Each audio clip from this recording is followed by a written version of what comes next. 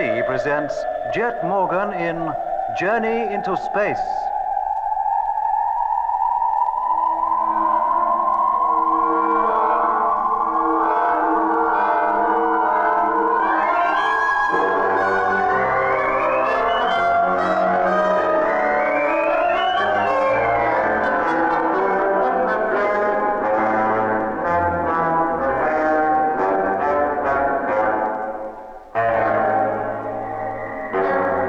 For more than 3 weeks since it left the moon, the Mars space fleet, led by Jet Morgan, has been coasting towards the Red Planet. When the great journey began, the fleet numbered 9 ships, our flagship, Discovery, and 8 freighters. Now there are only 8 ships in all, for freighter number 7, after being holed by a meteor and its crew killed, had to be abandoned, together with its precious cargo. Then there was the mystery of James Whittaker, construction engineer, who, according to reports received from Earth, answered to the description of a man born 78 years ago who had mysteriously disappeared in 1924. And now, a new hazard faced Jet Morgan and his crews. What was thought to be a meteor swarm lay directly in front of us. Hoping to climb over it, we changed course. But shortly afterwards, the radar showed that once more the object lay directly in the space fleet's path. The tricky maneuver was carried out again, but with the same startling result. Jet then decided there was nothing for us to do but plow straight through the swarm.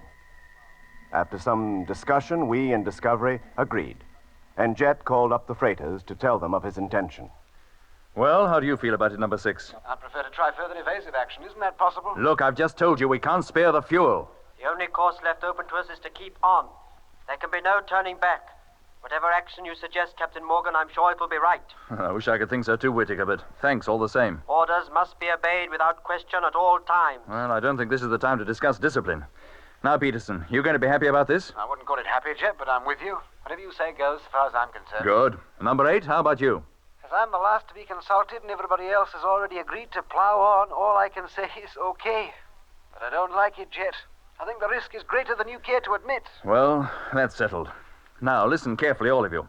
As a safeguard, suits will be worn from now until further notice. In the unlikely event of your ship being holed, you'll be safe until you can transfer to another ship. If the Discovery is hit and put out of action, command will be taken by number 1. Well, that's all for now, but keep listening out. Keep your radios on at all times. How far are we off now, Doc? Less than an hour. No solid object visible on the televiewer? No, Jet. Well, gentlemen, we'd better put on our suits. If it is a meteor swarm, anything might happen once we enter it. But it's a risk I'm convinced we have to take. If a large meteor hits us, well, we'll never know a thing about it. Now, stay at your post from now until further orders, and good luck. A nice, cheerful prospect, isn't it? Never mind about that, Lemmy. Get over to the radio and open her up. Yes, Jet. Mitch? Yeah. Keep watch on the televiewer. Right. Doc, I'll keep radar watch with you. Okay. Signals are coming in good and strong now. Still right smack in our path. Yes. It's uncanny. Anything to see yet, Mitch? No, not a thing. If it wasn't for the radar signals, I'd swear there's nothing between us and the distant stars. Absolutely nothing. Well, keep looking. Too right. Hello, flagship. Number 8 calling. Come in, please. Hello, number 8. Discovery call in. Hearing you. Blimey, reception from number 8 ain't too good. Report on radar watch for first 10 minutes. What was that, number 8? There's a lot of noise going on. Will you repeat that, please? I can hardly hear you. Aye, it's not just him then. Hello, number 8. Are you receiving me? Receiving you with difficulty. Have radar report for first 10 minutes of watch. Can you take it, please? Heard you that time, mate. Yes, I'm ready to take it, if I hear it. Signals increasing in strength every minute. Angle of reception of signal increasing proportionately. Estimate object now approximately 25,000 miles away. End of message. Thank you, number 8. Is your reception as bad as mine? It's not good, Lemmy. We seem to be getting a lot of interference from somewhere. I'll say we are. Any idea what it is? I haven't got a clue. Reception out here should be as clear as crystal. Right, Lemmy. My next call is in an hour. I hope conditions have improved by then. So do I. Hear from you later then, mate. Hey, Jet. Yes, Lemmy? First reports from number 8 just received. Right, let's have them. And what a job I had getting them and all. How do you mean? Oh, reception was chronic. Weak? Oh, Jet, but there was such a lot of extraneous noise with it. Oh, is it the same with the rest of the ships? I don't know, but number 6 is due to call in about 5 minutes. I'll let you know then. All right, Lemmy, I'll get back to Doc. Yes, mate. There's something haywire here, Jet. Eh? Screen keeps distorting, as though there were a lot of static around. There, see? Yeah. I wonder if that has anything to do with Lemmy's interference. Oh, he's noticed something, too? Oh, almost certainly the same thing. There. Yeah. Look at that. What hope have we of getting true readings under these conditions? Do what you can, Doc. It may be only temporary. Well, let's hope so.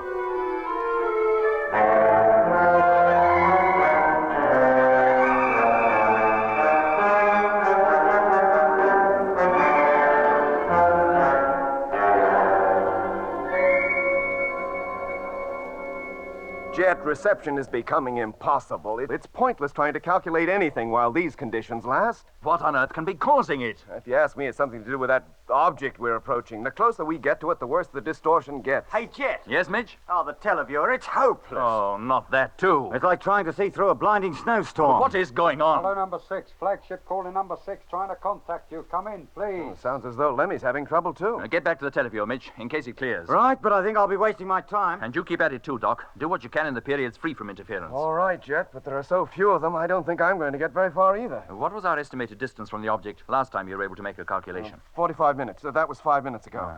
But it was only based on my own deductions. I've had no further check reports from the fleet. Well, I'll have a word with Lemmy, see what's happening. Hello, number 6.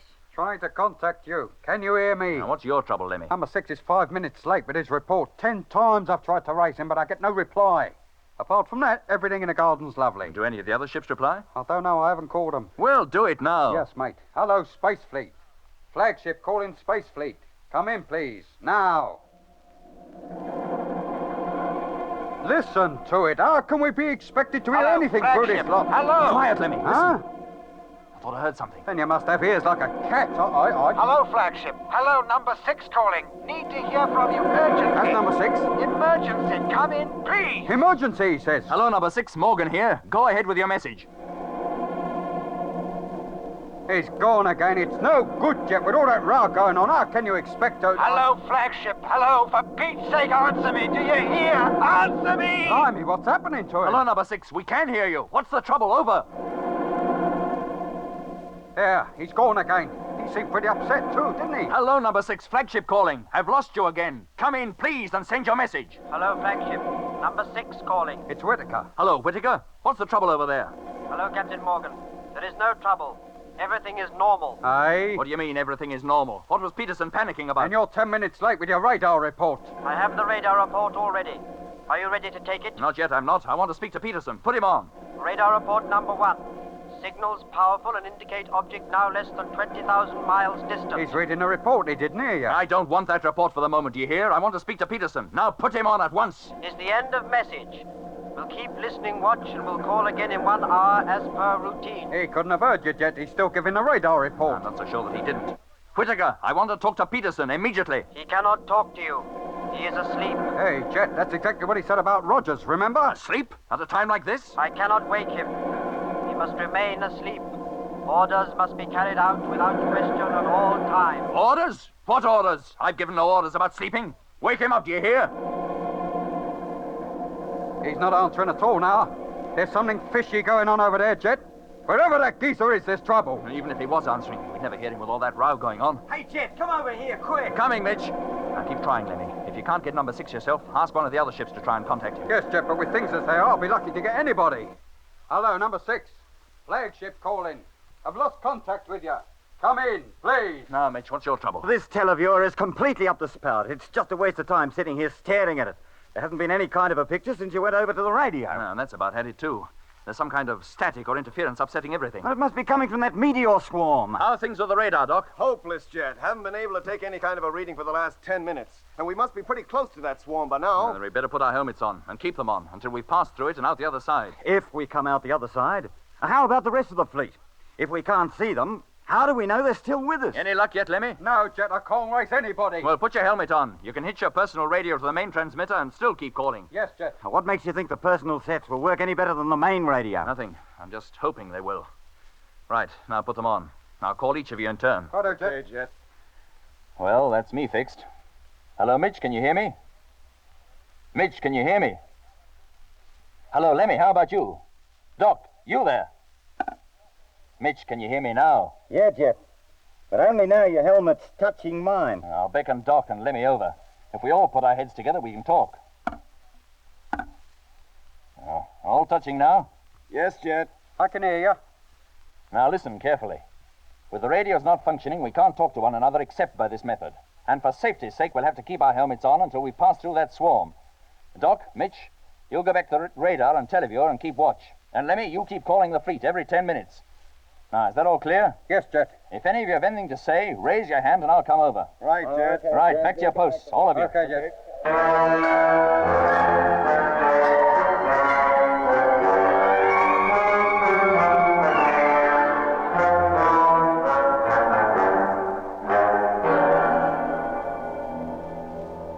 We must have entered the swarm, or whatever it was, half an hour later. By that time, most electronic equipment had gone completely dead. Very soon, it was not only the radio, radar, and televiewer circuits that were affected. The oxygen, fuel tank, air conditioning, humidity, air pressure, speed, and navigational indicators all were jumping wildly about, almost as if they were alive. This went on for nearly 7 hours. It was like a bad dream, a nightmare. The only way we could communicate with one another was by talking with our helmets touching and picking up the sound vibrations. Of course, during this time, we couldn't contact freighter number 6 any more than we could any other ship, and so we were still no nearer solving the reason for Peterson's panicky call, nor for the almost rebellious tone of Whitaker's replies to Jet. In fact, cut off completely as we were from all things outside the ship, we could not even be sure that the rest of the fleet was still with us. And we would not know until the electronic equipment ceased its eccentric behavior and returned to normal again. Not only were we and Discovery a little world apart, but each man was himself enclosed in his own smaller world, confined within the narrow limits of his tightly fitting spacesuit. Hello, Space Fleet. Flagship, call in Space Fleet. If you can hear me, Lemmy! come... Huh? Lemmy, I can hear you calling. Can you hear me? Yes, Jet, I can. Can you hear him, Mitch? You, Doc? Yeah, Jet. Me too. We must have made it. Pass through the swarm, you mean? Yes, Lemmy. And about time, too. It must have been thousands of miles deep. If our speed's been constant, about 200,000, I'd say, Jet. And no meteor hit us. We came through safely. Don't speak too soon, Lemmy. There's the rest of the fleet to consider. Yes. And, Lemmy, now that the personal radios are working, there's a good chance of your being able to contact them. Have a try, will you? Well, that's exactly what I was doing when you heard me, just Then keep now. at it, keep at it. Can you call them without our hearing you? It'll be chaotic if we're all talking at once. I've already thought of that. I'll feed my personal radio straight into the ship's transmitter and you won't hear a thing. Good. Now, Mitch, how about the televiewer? Well, she's not showing any picture yet, but she's alive, all right. I've got the snowstorm back. Well, as soon as you can get a picture, check up on the fleet. Make sure it's still with us. Too right, I will. Jet, when do you propose letting us remove these helmets? Well, not until everything in the ship is in good working order again, and we can be sure there's no further danger of being hit. Right.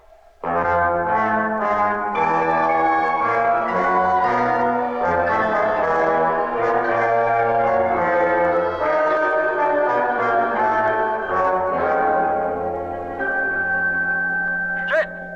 Yes, Lemmy? Make contact with number 1. Do you want to talk to him? I certainly do. Hook me up, will you? Right. Now, go ahead. He should hear you. Hello, number 1. Morgan here. Are you receiving me? Hello, Captain. Hearing you quite clearly. Are you and your ship okay? Yes, sir. Televiewer and radar still a bit haywire, but coming back to normal rapidly. All electronic equipment's been completely out of action the last few hours. Yeah, ours has too. Have you been able to make contact with any of the other ships? No, sir. Lemmy came through before I had a chance. Very well, number 1. As soon as your radar's working again, see if you can calculate our distance from that swarm, and the rate at which it's dropping behind, if it is. Very good, sir.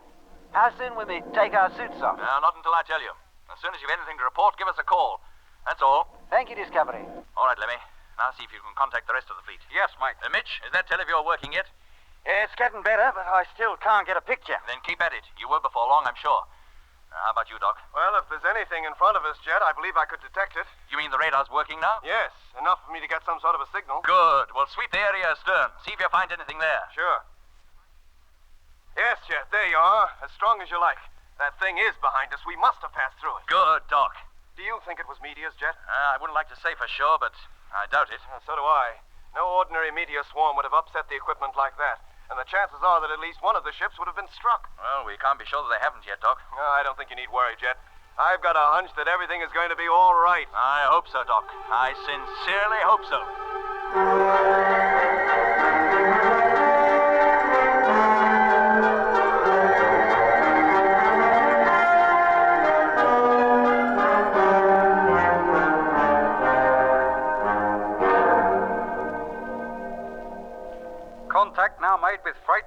numbers 1, 2, 3, 4, 5, and 8. All crews safe and almost all equipment back to full working order. Still no reply from number 6, Lemmy? No, Jet. None of the other ships can race him either. Well, that swarm is nearly 40,000 miles behind us now, Jet. It can't be that that's affecting number 6 radio this time. He should reply. How about the teleview, Mitch? Any picture yet? Coming up gradually. Clearing slowly. Can you get a clear image of the fleet yet? No, Jet, but it won't be long, I'm sure. All right, gentlemen. I think it's safe to remove the helmets now. You can take them off. Oh, thank goodness. I was beginning to feel like a goldfish. As soon as you can, Lemmy, get back to that radio. Keep trying number 6. Yes, Jet. Hello, number 6. Flagship calling number 6. Been trying to contact you. Come in, please. Hey, Jet, come over here. The televiewer's clear. And about time, too. There. Fleet's still in perfect formation. We must have stuck together the whole time. In fact, going through that swarm seems to have had no ill effects on us at all. And... Say, Hal, wait a minute. Eh? Where's number 6? What? She's not there. But she must be. No, Jet, she isn't. Every other ship is, but there's no sign of number 6. Here, let me see. Well? Good grief, you're right, Mitch. It's gone. Number 6 has completely disappeared.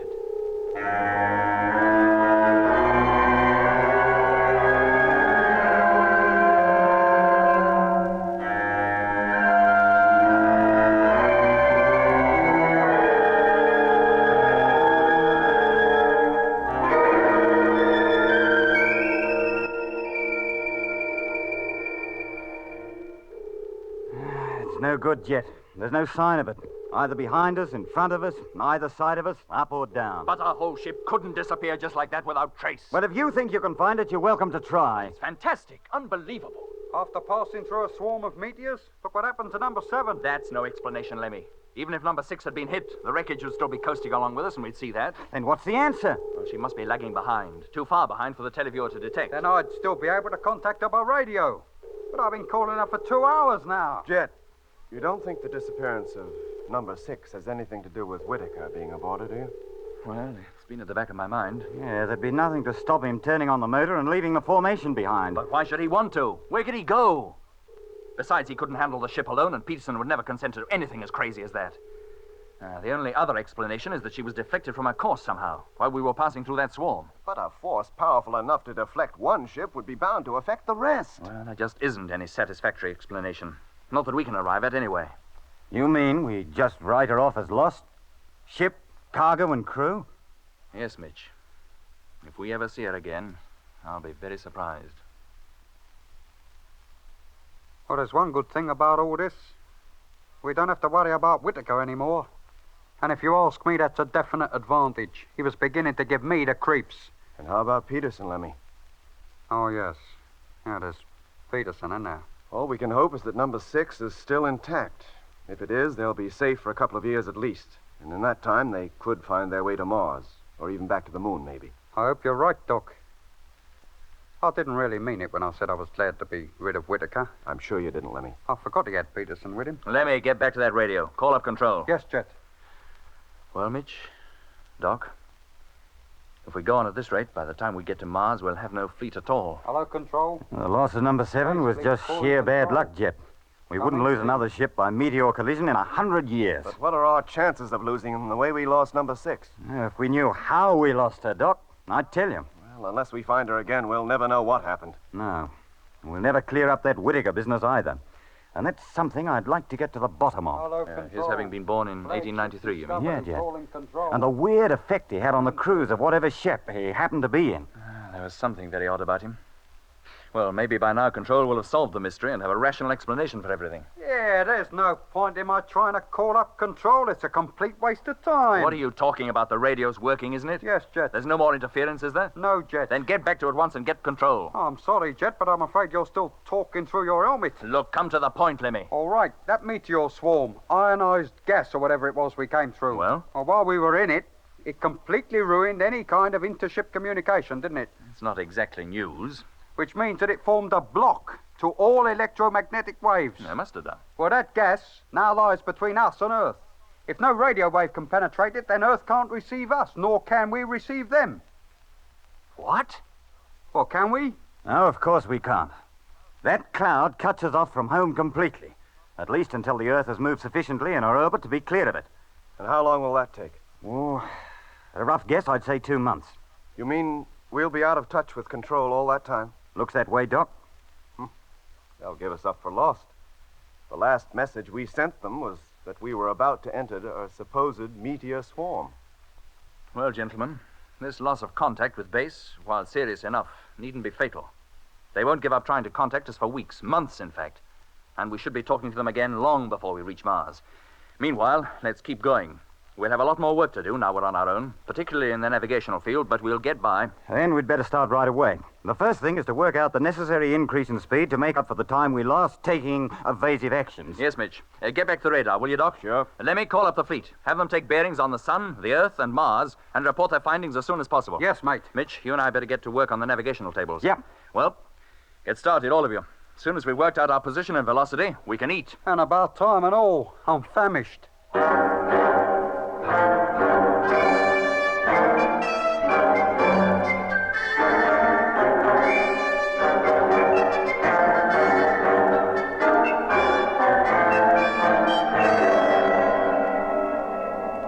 And so now 2 ships had gone, together with their crews and cargo. Meanwhile, the rest of the fleet sped on its way. By now, Mitch and Jet had checked our course and position and found it to be correct. We could expect to arrive above the surface of the red planet at the appointed time, always supposing, of course, that some other mishap didn't delay us. By now, the sun was only about 4/5 of the size it appears from Earth, but because of the clear viewing conditions out in space, was a much more beautiful object. It hung in the sky, a great, gleaming, blue-white disk, surrounded by its corona. As for the Earth, which lay to one side of the sun, it appeared bluish in color, with reddish-green patches indicating the land masses, and the whole being covered with irregular white cloud formations. And at both poles were the incredibly bright ice caps. To the naked eye, the Earth-Moon system looked like a huge double star which grew and shrank as the moon encircled its parent Earth. But the most interesting and remarkable object in the whole heavens was Mars. As we observed through the small navigational telescope, it already appeared much larger than we'd ever seen it. Deep pink in color, the darker portions of its surface showing up sharply in olive green. Even at this distance, we could detect a few cloud masses floating in its atmosphere. And the dark, thin lines of the canali were certainly no optical illusion. But whether they were dry or filled with water, as many people down on Earth believed, it was impossible to say. So we coasted on for another month. We had covered nearly 119 million miles since taking off from the moon. No contact with Earth had yet been made, nor could we hope to establish it for at least another 2 weeks. Life in our ship had settled down to routine. 2 men on watch, 1 sleeping, and the 4th off duty, but standing by, should he be needed. Hello, Doc. You still writing that book? Hello, Lemmy. Thought you were asleep. I woke up an hour ago. I haven't been able to sleep a wink since. Must be the weird conditions we live under. I seem to get along all right with half the sleep I needed back on Earth. It's the same with all of us, Lemmy. Even Mitch never sleeps for more than 4 hours at a time. Yeah. How about a game? A chess, you mean? Yes, Doc. Oh. I'll beat you just once before we get back home. I made up my mind to it. You better learn the game first, Lemmy. Well, isn't that what I've been doing these last 2 weeks? Then set up the board. I'll give you a rook and knight. Oh, that's very generous of you, Doc. I'll do the same for you one day. Which hand? Left. White. It would be. That gives you the advantage. Hardly makes up for the loss of 2 pieces. Oh, I don't think you'll miss them all that much. That we'll see. It's a good thing that this is a metal board and that these men have all been fitted with magnetized boots. Or they'd go shooting all over the cabin every time we touched them. You say that at the beginning of every game, Lemmy. Oh, do I? Well, you start, Doc. Aye, aye. The usual crafty move. A very common one. Shouldn't present any problem. Oh, it doesn't. It's the ones that follow that worry me. Now, I'll put this little fella there. A most unorthodox opening, Lemmy. Foxy, eh? And there's my answer to it. Then see what you make of, that. Check. Eh? Well, isn't it? Ah, wait a minute, Doc. Something must have gone wrong with my plan of attack. Hello, Space Fleet. Control calling. I mean, what I should have Listen, done... Lemmy, the radio. Control calling flagship Discovery. The radio, it's Control. Yeah, Trying to contact you. Come in, please. Lemmy, Doc, did you hear that? It's Control. of course we heard Well, it. let's get over to the radio, quick. Hello, Control. Morgan calling. Hearing you loud and clear. Repeat, loud and clear. Over. Well, there's a turn up for the book. I didn't expect to hear that beautiful Australian accent for another 2 weeks at least. Beautiful, he calls it. Lemmy, any accent from Control would sound beautiful at this moment. Even yours. What do you mean by that? Hello, Discovery. Control calling. Have urgent message for you. When can you take it? Anytime you like. Switch on the recorder, Lemmy. Recorder on. Control to Discovery. Message will be transmitted in 1 minute. Stand by, please. Standing by. Yeah, wait a minute. Oh, what's up, Lemmy? He answered you pretty smart, didn't he? How do you mean? Well, the last time we had a message from Earth was a month ago. The time lag between calls then was 10 seconds. Well? Oh, but now the lag should be at least 20 seconds. But that answer come back this time in 5. Are you sure? Of course I'm sure. The times I've spoken to Earth, I reckon I should notice a thing like that, shouldn't I? But if you're right, Lemmy, if the delay was that short, that would put the Earth about a quarter of the distance from us that it should be. Oh, that's impossible. Lemmy must have made a mistake. We can soon see. Get them to call you again, Jet. Hello, flagship. Are you ready to take the message? Sorry, Control. Didn't hear you. Will you repeat that? 1 second. 2, 3, 4. Control to flagship. Repeat. Are you ready to take the message? Lemmy's right. It was 5 seconds. Sorry, Control. Cannot take message at this moment. We'll call you again in a few minutes. What on earth is going on? The ship must have turned itself round. We're going back home. Oh, turn it up, Lemmy. We're heading for Mars. Correct course, correct position, just as we should be. Then how can you account for that message? There's only one explanation. That can't be Control. What? Then who is it? Search me. I'm no clairvoyant. I'm just a radio operator. If it's not Control... It sounds Lemmy, like them. They must be fairly close to us, somewhere within the region of 500,000 miles. And that's why they sound so strong and clear. We never receive Earth at that strength. Then who can it be? Oh, look, it must be Control. The short delay must be due to some freakish way the wave travels, or something like that. Oh, use your loaf, Mitch. Do me a favour there. How could that be? Lots of things can block a radio wave, but nothing can change its speed. Call them up, Jet. Let's take the message, at least. Yes, Doc, we can argue about it afterwards. Switch it on, Lemmy. Transmitter on. Hello, Control. Morgan calling. Now ready to receive your message. Go ahead, please. 1, 2, 3, 4. Control to flagship. There. You see? 5 seconds again. Here is your message. Urgent. Control to flagship Discovery.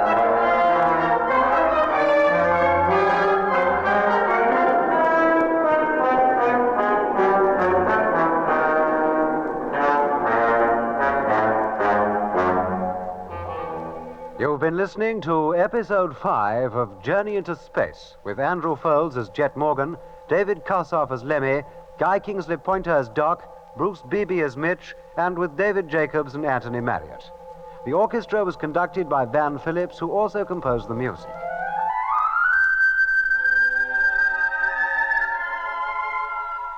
Journey into Space is written by Charles Tilton and produced by him in the London studios of the BBC.